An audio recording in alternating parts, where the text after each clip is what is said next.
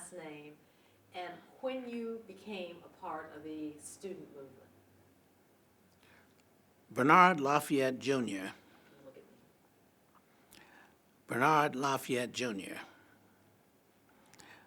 I became a part of the movement actually in Nashville. I was a student at the American Baptist College, and John Lewis and Jim Bevel, C.T. Vivian were also involved in the college. I later became president of the college because when we went there, students, it was unaccredited. So I finished my doctorate degree and went back and became president and got it accredited because I wanted to, graduate from an accredited college. So sometimes you have to, takes a little time to get things done. But that was the way I do things, okay? All right, I'm patient.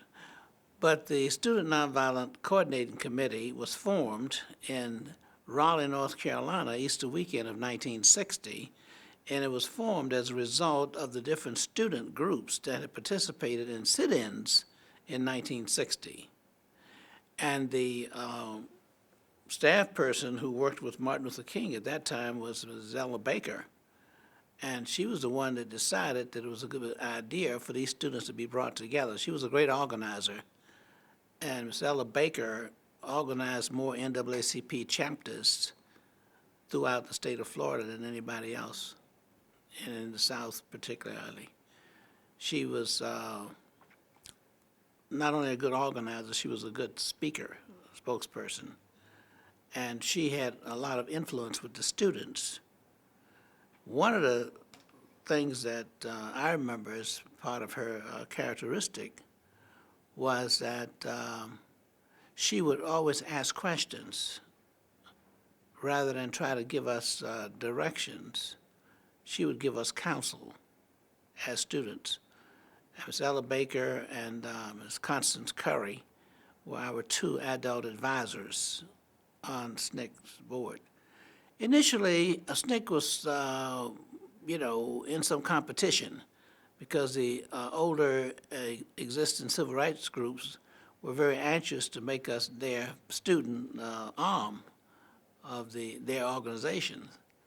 It was actually Ms. Ella Baker who, although she was working for SCLC, she encouraged us to stay independent and to have our own organization. We could work together with other groups, but not under the auspices in terms of the structure and that kind of thing, that we would be best off if we had our own group.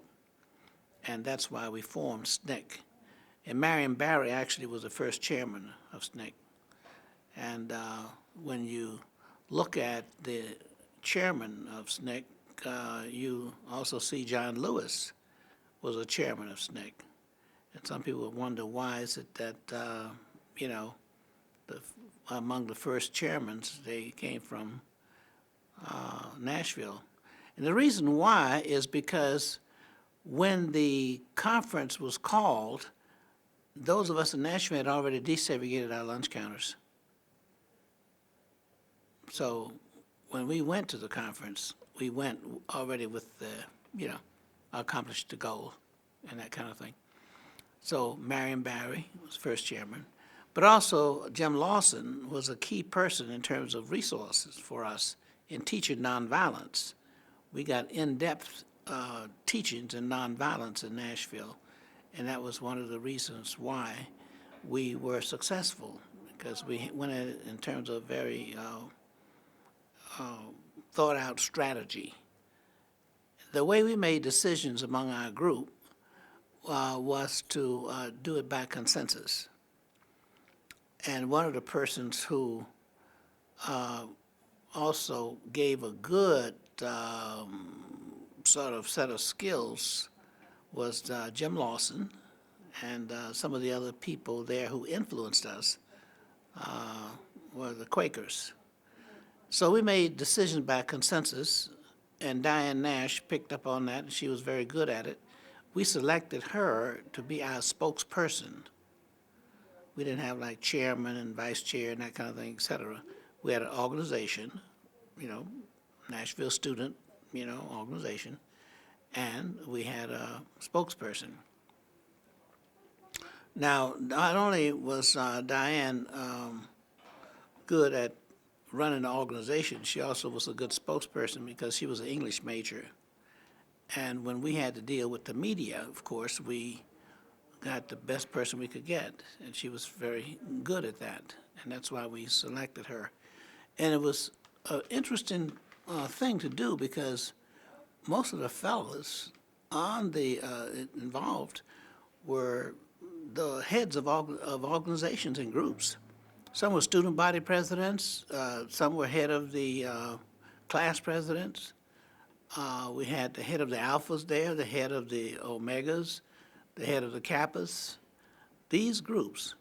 I remember the Kappas very distinctly because it was during the initiation period, and the person in charge of the line for the Kappas sent the Kappas down to demonstrate. That was part of their initiation. Of course, they couldn't carry their brick, you know, but they actually got beaten up and thrown in jail as part of their initiation for that year. Where was this? Fisk University, Tennessee, not Fisk, but it was at Tennessee State, Wow. yes. So what motivated SNCC to move from obviously what was a strong success in the state of Tennessee to a hot pot in Atlanta?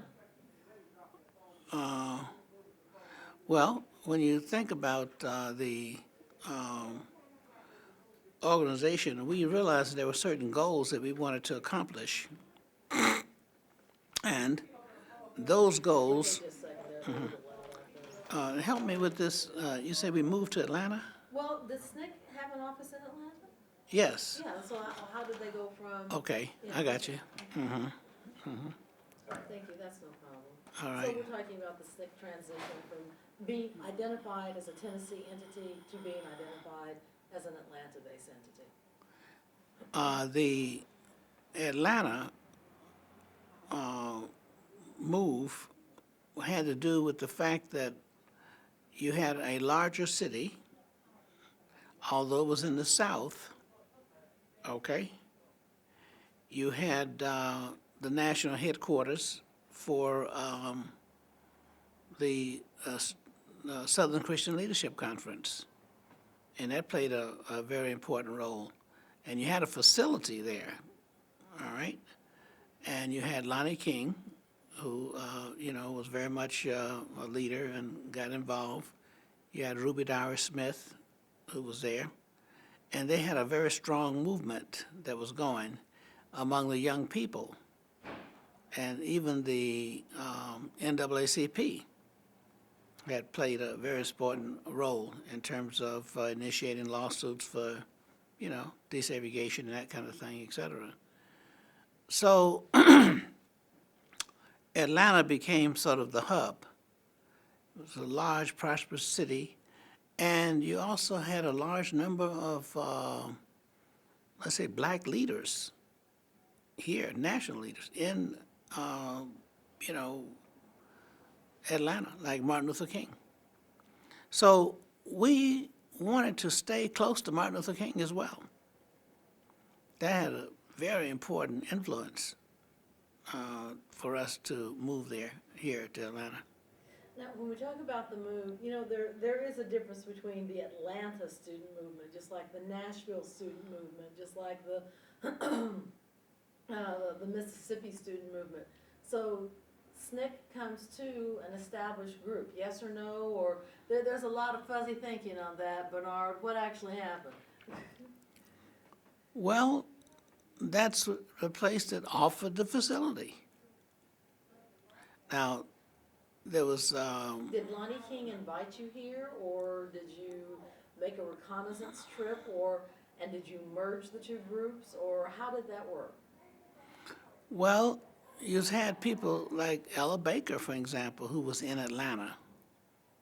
Okay? So our adult counselors, you had Connie Curry, who was in Atlanta.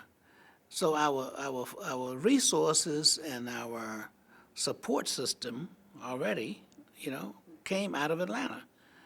The reason we went to Raleigh, North Carolina was because of Ella Baker, and that was her alma mater. She went there, and that's why we didn't have the conference in Atlanta, because she chose to have it in North Carolina.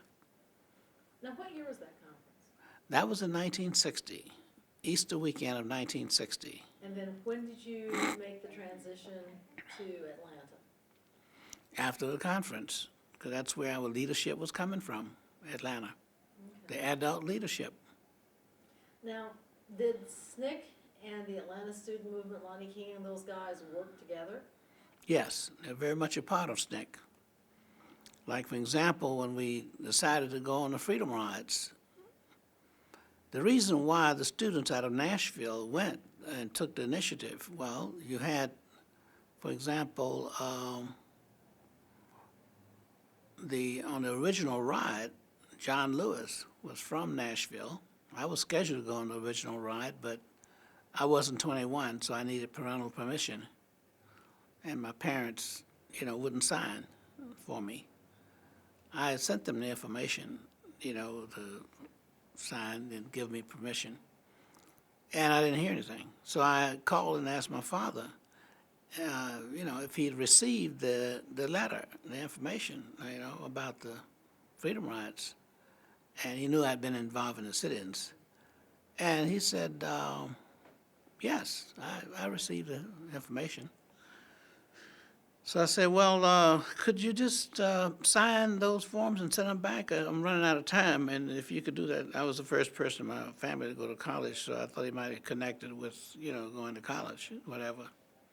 No, he was a pretty smart fellow for, his limited education, like 7th grade, but he was very bright, very smart, So he said, do you think I didn't read it? I was saying to myself, I hope you didn't read it. I said, okay. I said, could you just sign it and send it back? His response was, do you think I'm going to sign your death warrant? Because he was very much aware there was high risk, involved, and we knew that too, but so I didn't go on the original ride. But John Lewis was already 21, so he could go. In fact, we drove him to catch the bus, because it left the bus station before we got there, so we had to chase the bus down for him to get on the Freedom Ride going to Washington. But John Lewis played a very important role in influencing and giving leadership to students.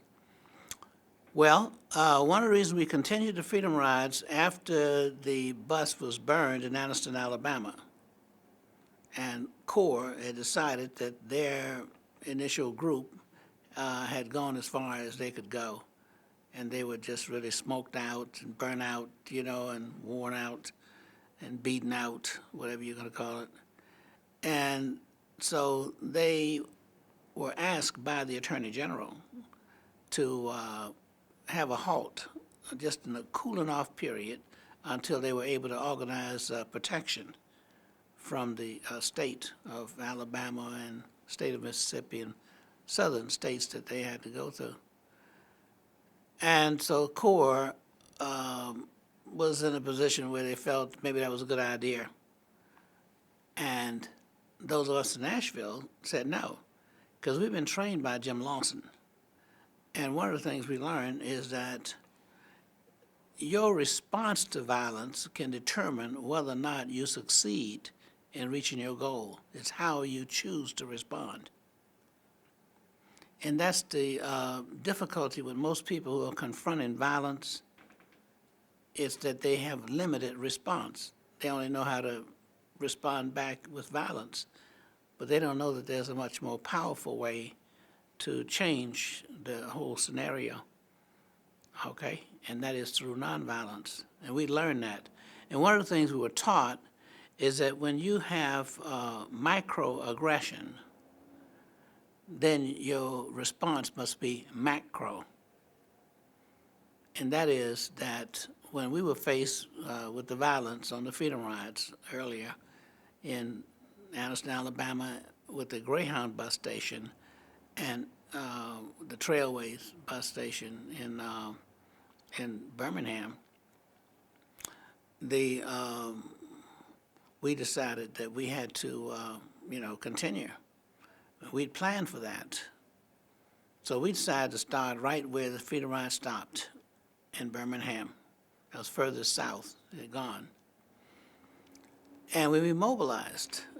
We had Diane, we asked her to be the spokesperson for it. That's why she did not get arrested on the Freedom Rides, because she was a spokesperson for it. And I think that's very important, because that's one of the most important roles you could play, to make sure that things are coordinated and that the Freedom Ride would continue. So our response was, when people got beaten up and the buses were burned, we needed a greater response. So that's why we dropped out of school in the midst of our exams that spring, the leaders in Nashville, so that when the others completed their exams, they would know exactly where to go, because they needed to follow us. And they had done that in Nashville, so we were established. So those of us who were leaders decided we had to go first, so we couldn't finish our exams. Because then, people finish at different times and they'll be gone. So we had to set the pace and set the directions for it.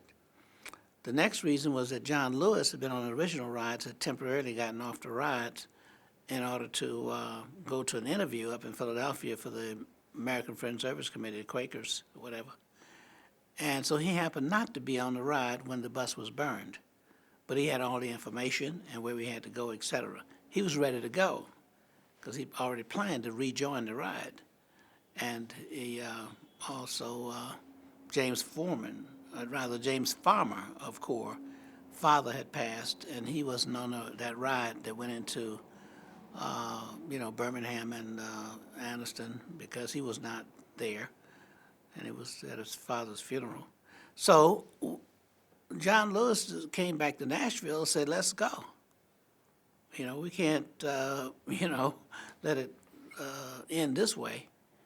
So we had to go through the smoke of the fire and the burning bus, to keep it going.